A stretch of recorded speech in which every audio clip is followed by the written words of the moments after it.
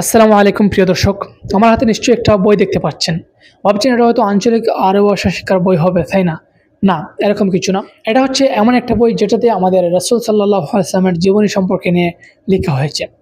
আপনি মুসলিম অথচ একদিনও বিশ্বনবী সাল্লাল্লাহু আলাইহি ওয়াসাল্লামের জীবনী পড়েননি। একবারও পড়েননি, কোনো বই পড়েননি। অবাক করার বিষয়, তাই না? আপনি যদি এখনও বিশ্বনবী সাল্লাল্লাহু আলাইহি ওয়াসাল্লামের জীবনী নিয়ে কোনো বই না পড়ে থাকেন, তাহলে আপনাকে বলবো আপনি এই বইটা পড়তে পারেন। বইটার নাম হচ্ছে সিরাহ মুহাম্মদ সাল্লাল্লাহু আলাইহি ওয়াসাল্লাম।